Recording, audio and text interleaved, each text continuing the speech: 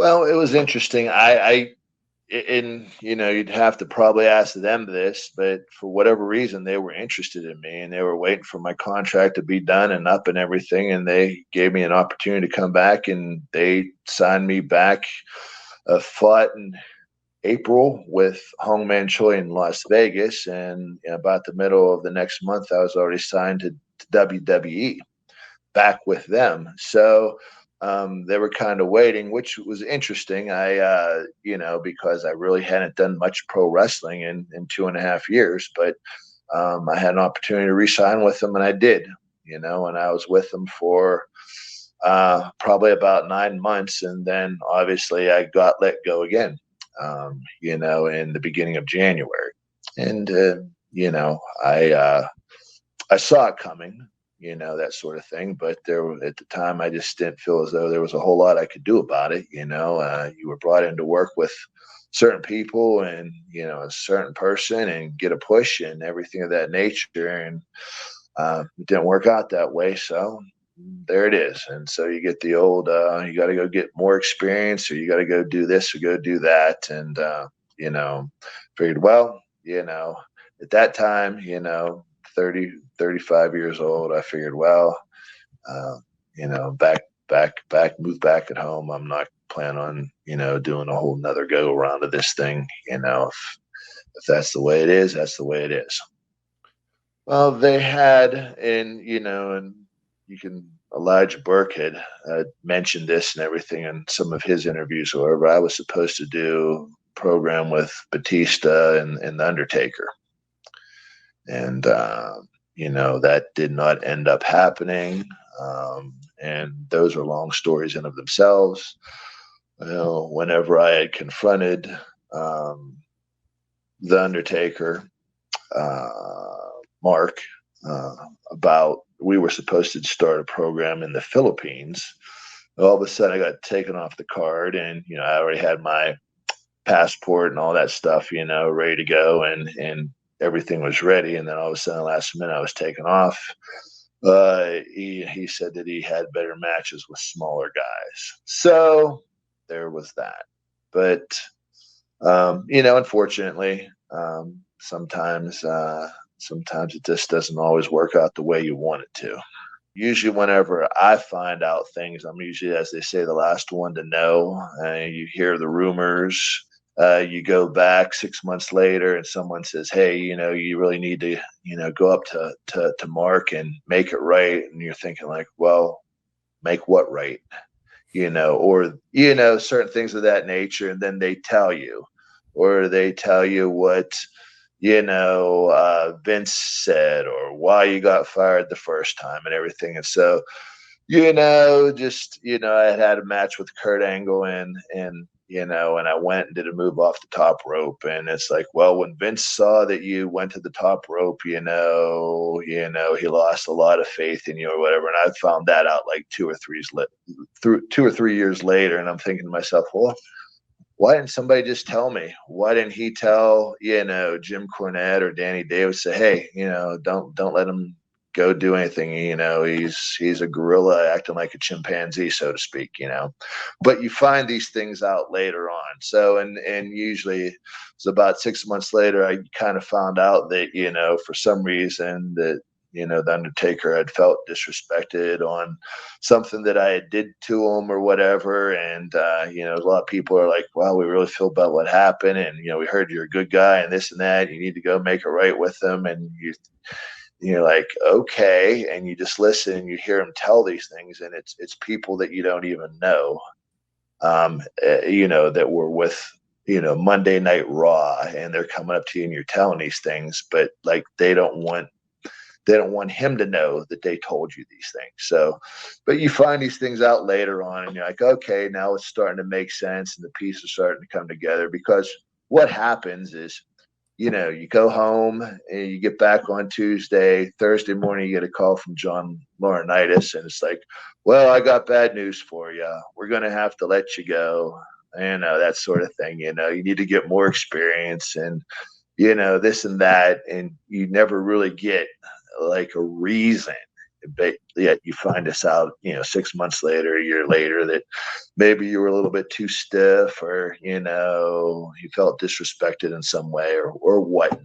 But that's neither here nor there. It's just, it happened. You find out and you're like, well, all right, well, it happened. There's nothing I could do to make it right. You try, and, nobody said, hey, come on back for another match, or, hey, let's do this. Hey, we think we could use you and make a lot of money with you, that sort of thing. And so you just, drift away. That's what I did. I had several segments, and a lot of the segments were short segments. It was where they're trying to build you up and that sort of thing. And, you have matches against, the Scotty Two Hotties and, the Matt Hardys and the different things. But, I had several good segments where Vince was there, and, he had complimented me pretty highly on, you were out there slinging some really good stuff. And that wasn't exact words, but, and was very happy. And I had people like Arn Anderson come up to me and say, how'd you feel about that? I said, I felt pretty good about it. He goes, well, Vince was really happy about that. He liked this and that, or whatever like that. So there were things that I did that got a lot of good response. And I kind of felt like, well, what they had given me so far, I did well with. Why wouldn't you give me a chance to maybe take that next step and see what I could do with it? But that didn't happen. So, like I said, I went from having some good segments. I think they looked good I think they translated well. It came across what they wanted to do. I thought there was a lot of potential there. But in the end, for whatever reason, they felt as though I still had not enough experience and to do what they wanted to do. And, that's, I can't argue with that, because, they know what they want, and either you translate, you take the bull by the horns and you make it, or you don't.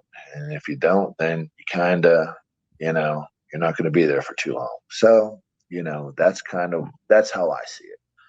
They couldn't figure out what they wanted me to do. At first, it was me coming out and Elijah being my manager, and then it came out, and then they wanted me to be his bodyguard, and then they wanted us to be a tag team, and then they went back to him being, my manager again. So it was a weird time that they had just started some contracts with, the CW and different things, and it was like they never really came out and we got a push. I felt as though we did maybe one or two interviews, and that was about it. We didn't really get to say a whole lot, do a whole lot, and everything. We came out, I won my matches. I helped Elijah win his matches. We were undefeated as a tag team. And then, all of a sudden, they decide, oh, well, we're going to go and lose to the Hardy Boys. And then after that, that was it. So that was a strange thing. I don't think that, even Stephanie, when she saw it, she's like, why are we having these guys lose? Why would we have them lose, and everything? Well, that's because we, are getting ready to break us up. And, obviously Elijah stayed on and did well for himself. But I was getting ready to get let go. So, that's what happens.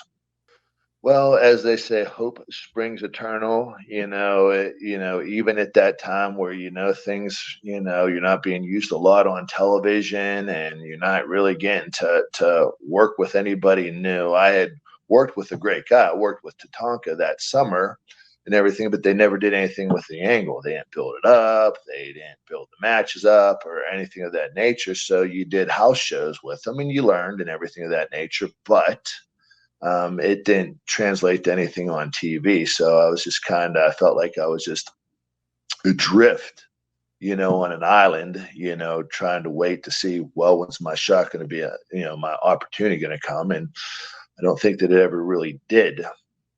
As far as getting to work with the top names, that sort of thing. So, I was sitting there hoping that, well, sooner or later, they're going to see something. They're going to give me my shot. They're going to let me work this. We're going to start this program. And then obviously whenever I didn't have the opportunity to go start that in the Philippines with the Undertaker and start, doing something with them, I knew that my time was short, because Batista was already working, with someone. He was working with Booker T, and whenever I noticed that the Undertaker started working, the angle with Mr. Kennedy, and so, well, where am I going to fit into this thing? Who am I going to, and brought me in there to work with these guys. Who am I going to work with? So, any heat with you and Undertaker? Yeah. If a guy says he didn't want to work with me, now I don't know what his exact words are. I'm not going to put words in anybody's mouth or whatever like that. I don't know why he didn't want to. I think that I'd worked with a lot of big guys in Japan and and in the States and whatnot, and had good matches. I think I would have had a great match with them. But it is what it is. I'm not going to say anything bad about him. It's just I don't feel as though that he did want to work with me, and I think that was unfortunate. I think it could have been a good draw. I think it could have made good money. I think it would have been a good thing for my career, but I'm not going to put words in his mouth. No, I don't have heat with him. It's a long time ago. It's it's 20 years ago, basically, almost. So what are you going to do?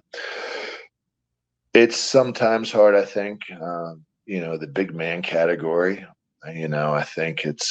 I think there's only so much room at the top for only so many of them.